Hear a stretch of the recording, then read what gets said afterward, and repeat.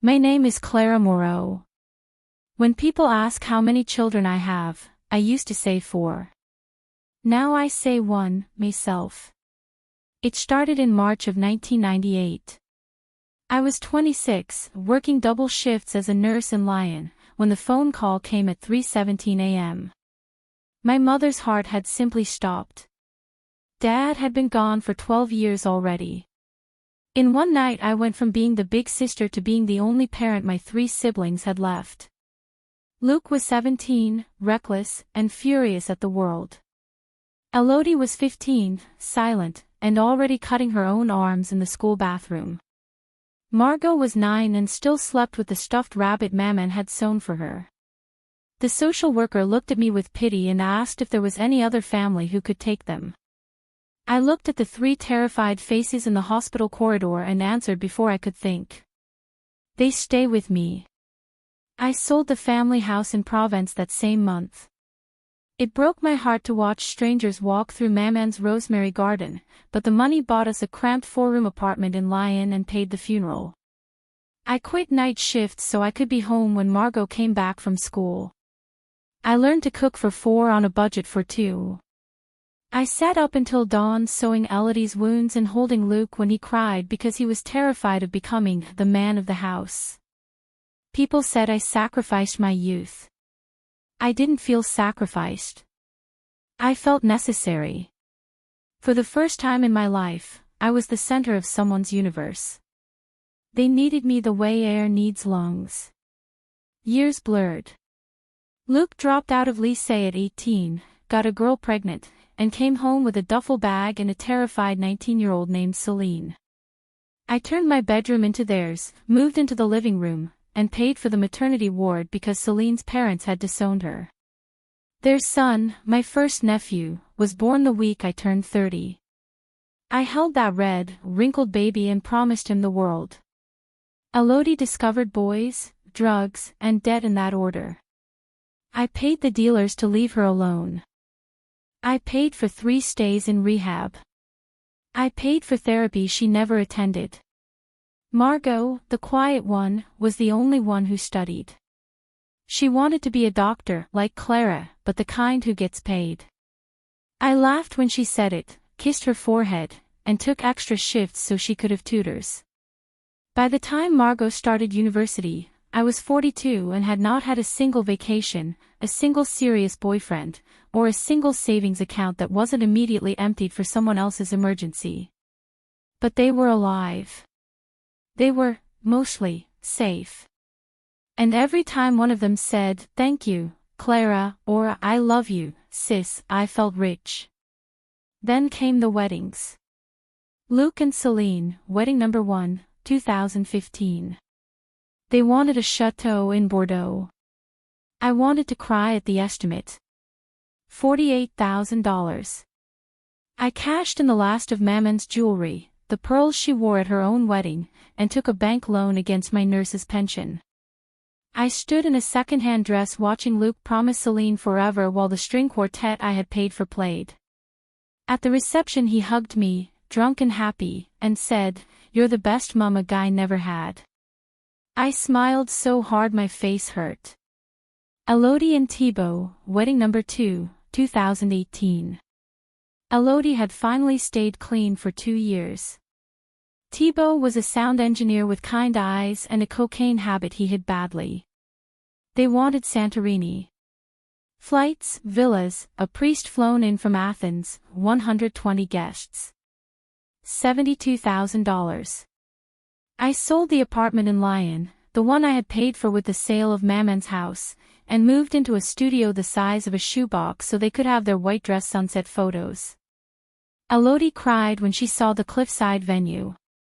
She whispered, "You always make the impossible happen, Clara." I told myself the ache in my chest was happiness. Margot and Victor, wedding number 3, 2022. Margot, my brilliant baby girl, now a junior surgeon, wanted the wedding of the century at a 17th century abbey outside Paris. Victor's family was old money and expected a certain level. $98,000. I was 50, exhausted, and my own retirement account had exactly €312 in it. I took out one last loan, this time against my future pension, and signed papers that would leave me working until I was 75. At the rehearsal dinner, Margot pulled me aside. "Clara, you've done enough. We can scale back." I kissed her cheek and lied, "This is the last one. Let me give you what Maman would have wanted." The morning of the wedding, I put on the only elegant dress I still owned, navy blue, bought in 2009, and drove myself to the Abbey because no one had thought to save me a seat in the family cars. I stood at the back of the ancient church, clutching a tissue, watching Margot float down the aisle on Victor's father's arm. She was radiant. She did not look for me once. At the reception, the maitre d' gently steered me away from the family table. "Madam, your table is number 23, near the kitchen." Table 23 had one chair. I sat alone while 300 guests toasted to the parents who made this possible. Victor's mother made a speech about the sacrifices of family. Not one of them mentioned my name. I slipped out early, drove home through the night, and cried only when I locked the door of my tiny studio behind me. 2 weeks later, I turned 51. I decided to have a small party, just cake, champagne, and the few friends I still had from nursing school. I sent a group text to Luke, Elodie, and Margot. Celebrating my birthday Saturday at 6 p.m. Would love to have my favorite people with me. Luke replied, "Celine's cousin is getting married in Marseille that weekend." Rain check. Elodie, Thibaut has a gig in Berlin. We'll FaceTime you. Margot, Victor's parents are taking us to their house in Saint-Tropez for the long weekend. We'll celebrate when we're back XX. I stared at the screen until it went black.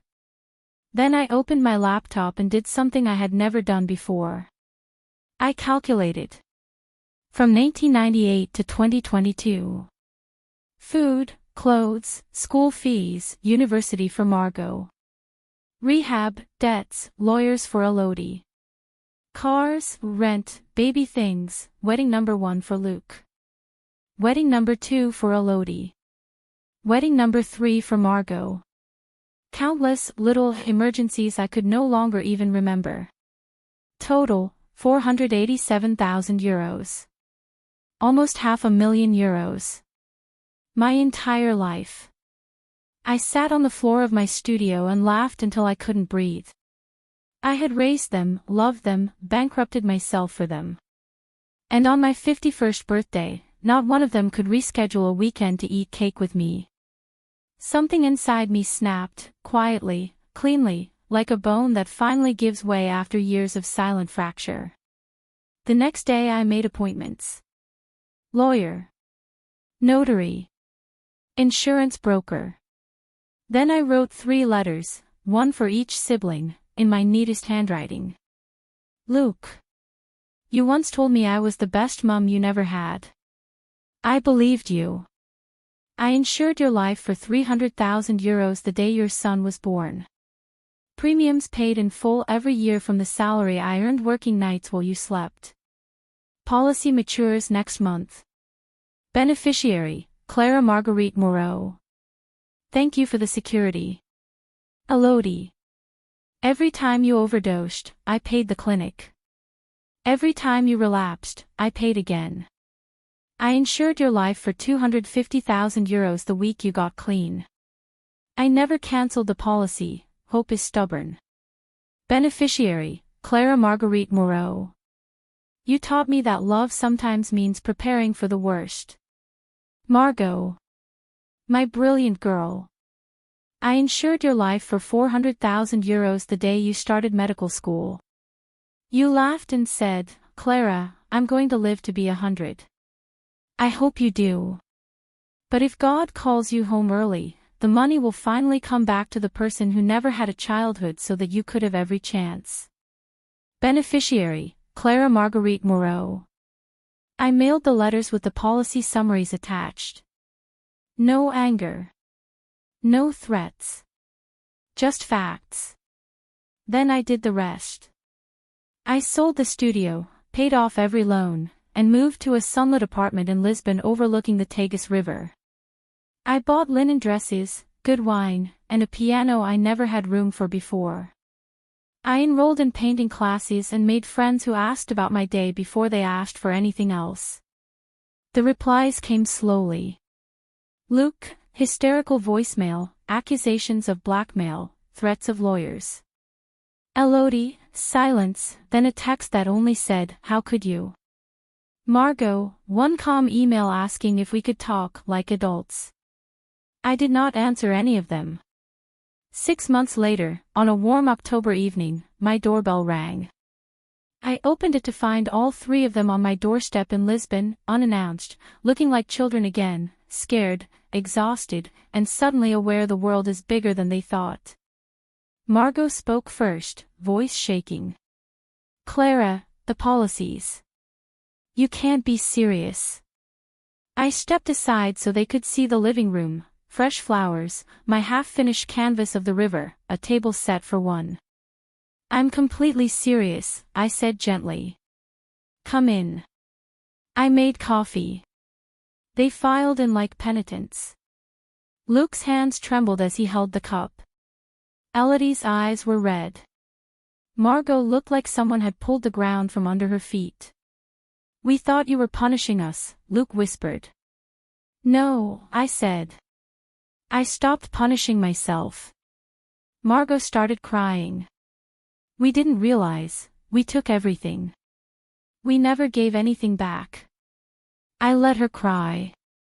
When she was quiet, I spoke the sentence I had practiced for months. "You were never my children.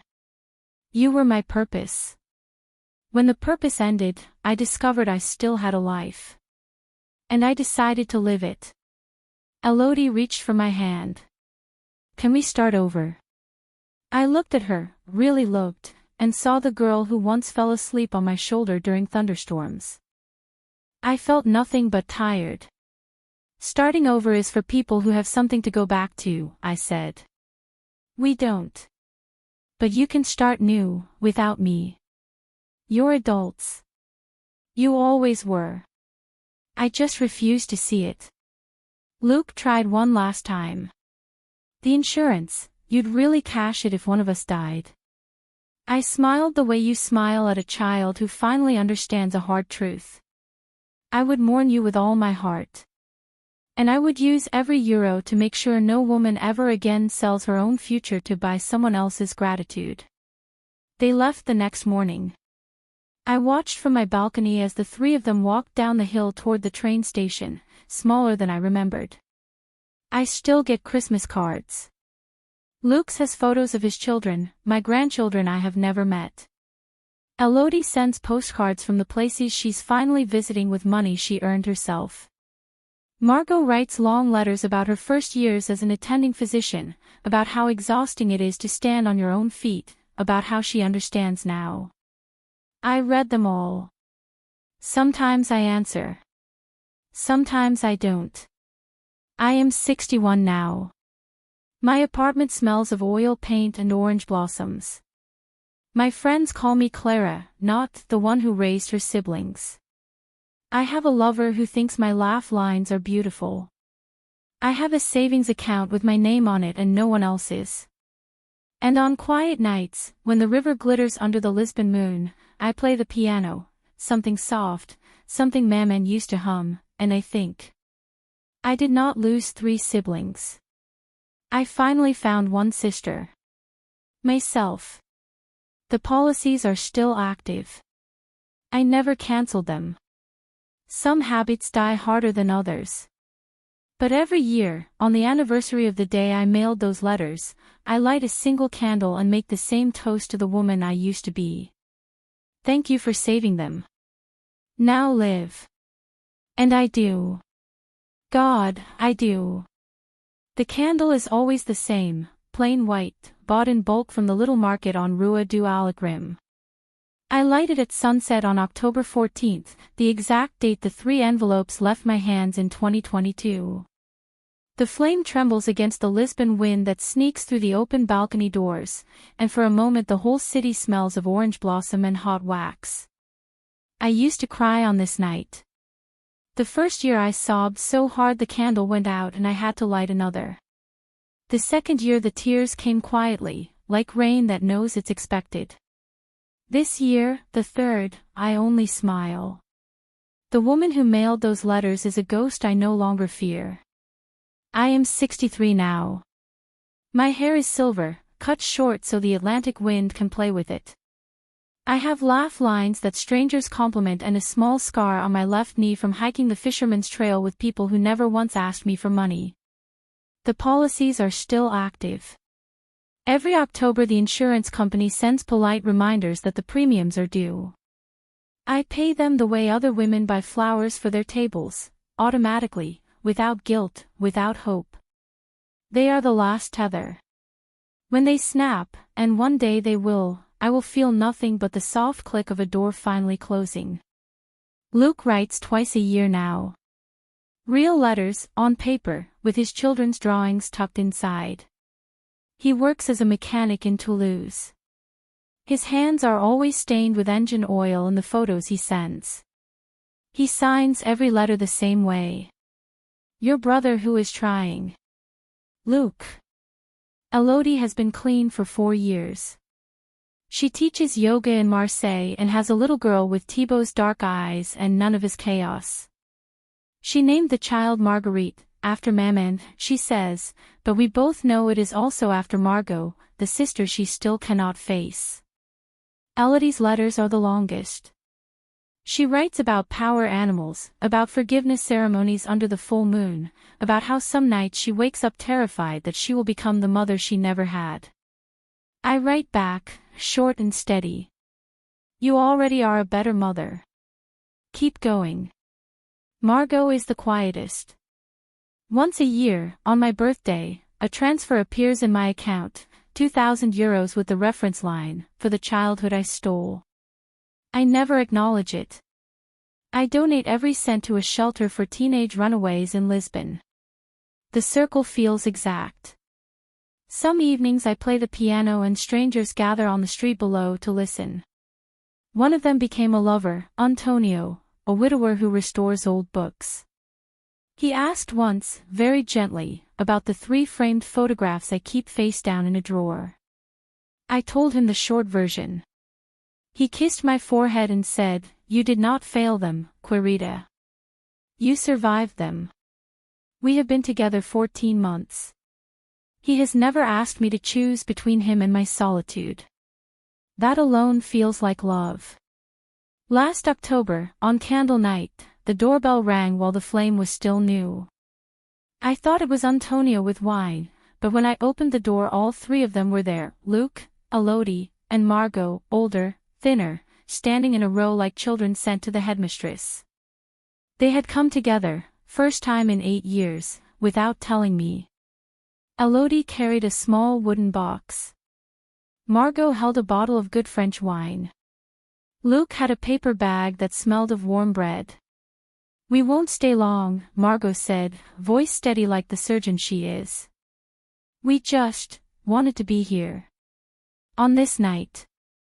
With you. If you'll let us." I looked at them for a long time.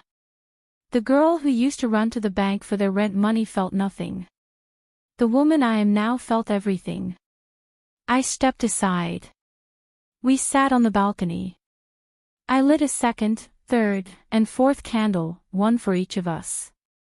The city sparkled below like scattered diamonds. Luke spoke first.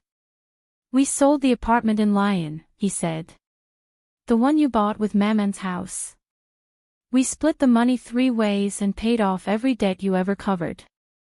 There's still some left. We want you to have it." He placed an envelope on the table. I didn't touch it. Elodie opened the wooden box. Inside was Maman's rosemary plant, a cutting she had kept alive all these years, moving it from windowsill to windowsill.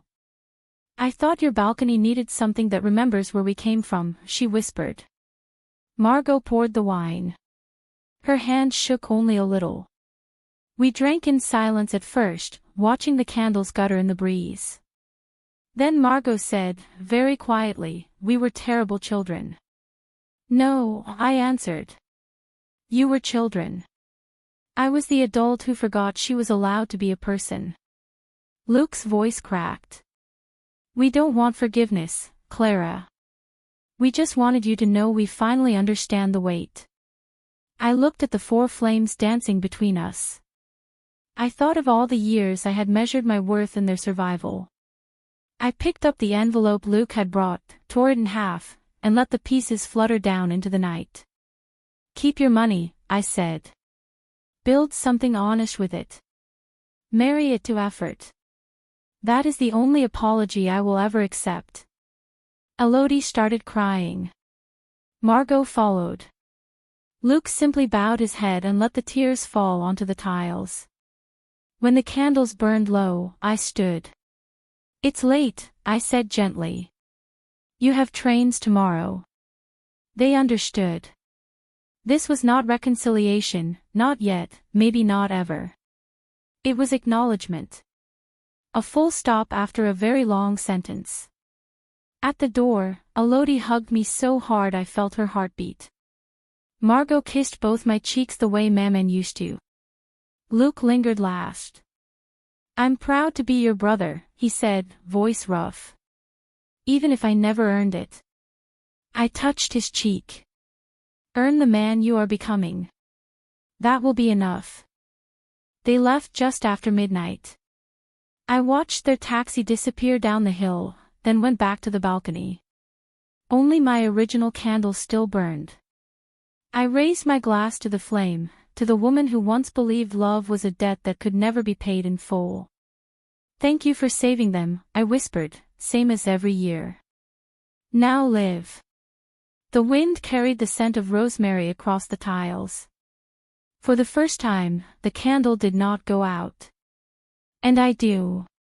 God, I do. The candle night is never the same twice. Some years it is gentle. Some years it is a knife. This year, the 4th, it is a knife. Antonio is away restoring manuscripts in Coimbra, and the apartment feels too large without his quiet humming. The silence is the old silence, the one that used to live in my bones when I was still waiting for the phone to ring with another emergency. I light the candle anyway. White, plain, stubborn. I set it on the balcony table exactly where the wind can reach it, because I refuse to protect it anymore. I am 64. My knees creak when I kneel to open the bottom drawer, the one I never open when anyone else is here. Inside lie 3 things I have not touched in 4 years. 1. The first letter Elodie ever wrote me from rehab. Number 2, on paper so thin it feels like skin. I dreamed Maman was brushing my hair and telling me I was still her good girl. "Wake me up, Clara. I don't want to wake up clean if it means waking up without you." 2. A photograph from Margot's medical graduation. I am in the back row, half cut out of the frame, beaming like a fool while she holds her diploma and looks straight at the camera as if I were not even there. 3. The tiny knitted bootie Luke's first son wore home from the hospital. Celine had pressed it into my hand with tears in her eyes and said, "For everything you've done, Clara. We could never repay you." I kept it because I was stupid enough to believe objects could hold love if people wouldn't. Tonight I take them all out. I lay them beside the candle like evidence in a trial that will never end. The flame touches the corner of the bootie first. Just a kiss of heat. I watch the wool darken, smell the singe, and for one terrifying second I want to let it burn, let everything burn. Instead I pinch the ember out between my fingers. The pain is immediate, bright, perfect. I welcome it. Pain is honest. Pain never pretends to be gratitude. That is when the sobbing starts. Not pretty crying. The animal kind. The kind that comes from the marrow. I cry for the nights I fell asleep on the bathroom floor next to Elodie while she vomited detox into the toilet, whispering, you are safe, when neither of us believed it. I cry for the moment I realized Margot had stopped calling me Clara and started calling me you in front of her rich new friends. As if I were staff. I cry for Luke's 21st birthday when I worked a double shift and came home with a cake I could not afford, only to find him gone, no note, no apology, just an empty fridge and a phone that went straight to voicemail for 6 days. I cry because I still love them so much it feels like a terminal illness. And then, suddenly, the crying stops. As if someone turned a tap. I look at the candle. It has burned lower than I have ever let it before. The wax has pooled into a perfect circle, a tiny white lake reflecting the moon. In that circle I see something I have never seen on this night. Myself at 26, standing in the hospital corridor, 3 terrified children clinging to my coat. I see the exact second I decided I would rather die than let them feel orphaned one more day. That girl was magnificent. She was also wrong. Love is not martyrdom. Love is not a blank check signed in blood. I pick up Elodie's letter, hold it over the flame, and this time I do not pull it back. The paper curls, blackens, becomes ash that drifts over the balcony like dark snow. I do the same with the photograph, watching my own half-face disappear. The booty last. The wool catches quickly. For one heartbeat the flame is blue, almost beautiful. When it is done, I am shaking. Not from grief. From power. I speak aloud to the night, to the river, to the girl I used to be. I forgive you, I say. You did the best any human heart could do. But you are finished now. Rest. The wind carries the ashes away toward the sea. I blow out the candle. For the first time in 4 years, I do not make the toast. There is nothing left to thank. There is no one left to save. Only the woman who remains, scarred, solvent, and astonishingly, fiercely alive. Tomorrow I will wake up and drink coffee on the balcony where rosemary now grows wild in a pot Elodie scent. I will paint the light on the water the way I have learned to paint it, no longer trying to capture what is lost, but what is here. And if the phone rings one day and one of them is dying, I will go. I will hold their hand. I will tell them they were loved beyond reason. But I will not pay a single euro for the privilege. That part of me has burned away with the last of the wool and paper. I am 64. My knees creak, but my heart is finally quiet. The night is warm. The city hums below like a lullaby someone else wrote for me. I close the balcony doors, leave the darkness outside where it belongs, and go to bed. For the first time since I was 26, I sleep the whole night through. No dreams of hospital corridors. No sound of a child crying in the next room. Only the soft Atlantic breathing against the windows, saying the same thing over and over, like it has been waiting years to be believed. You are safe. You are safe. You are safe.